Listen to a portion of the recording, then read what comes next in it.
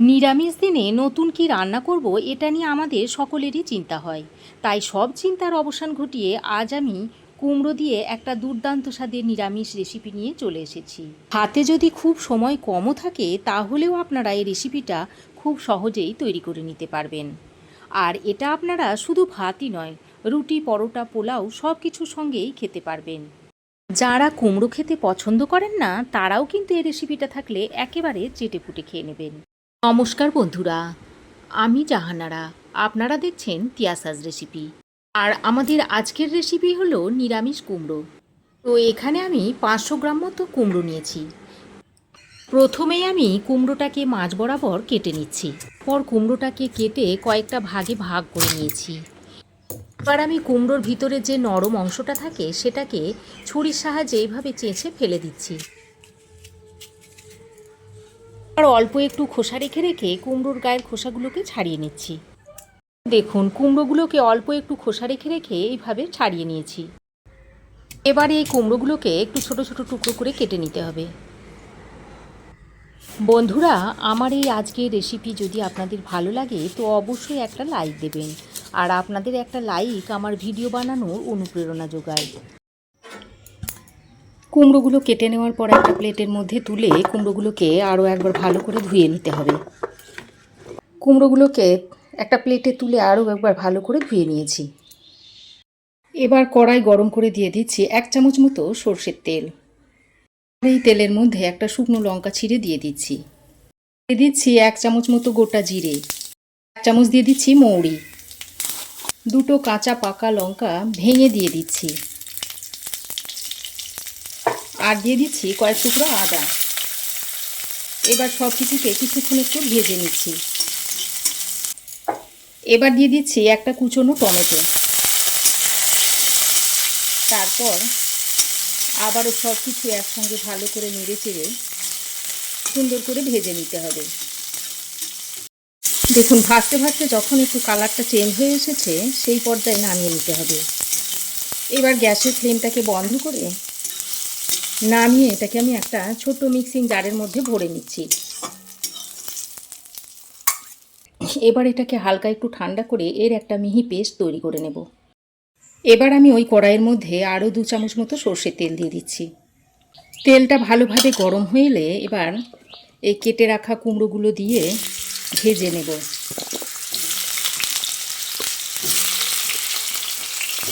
এবার কুমড়োর মধ্যে অল্প একটু হলুদের গুঁড়ো দিয়ে কুমড়োটাকে লালচে করে ভেজে নেব।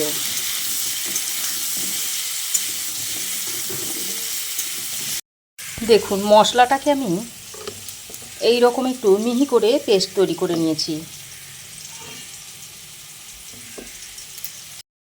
এদিকে দেখুন, কুমড়ো লালচে করে ভাজা হয়ে গেছে। এবার কুমড়োগুলোকে তুলে নিচ্ছি।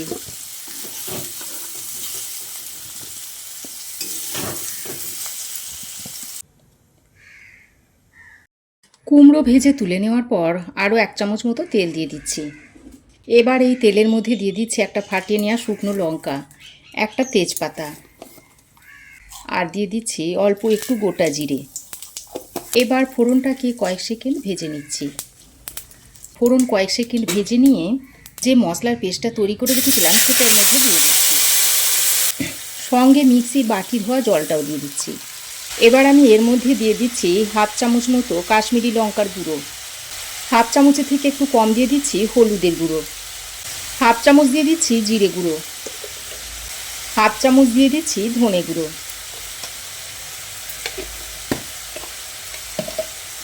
এবার মশলাটা দিয়ে খুব ভালো করে কষিয়ে নিতে হবে। দেখুন, প্রায় 3-4 মিনিট সময় ধরে মশলা আমি খুব ভালো করে কষিয়ে নিয়েছি। আর দেখুন, মশলা থেকে খুব সুন্দর তেল ছাড়তে শুরু করেছে। এবার ঠিক এই পর্যায়ে এর মধ্যে দিয়ে দিচ্ছি ভেজে রাখা কুমড়োগুলো। এবার কুমড়োগুলো দিয়ে মশলার সঙ্গে খুব ভালো করে কষিয়ে নিতে হবে। যত ভালো করে কষাবেন তরকারির স্বাদ ততই বাড়বে।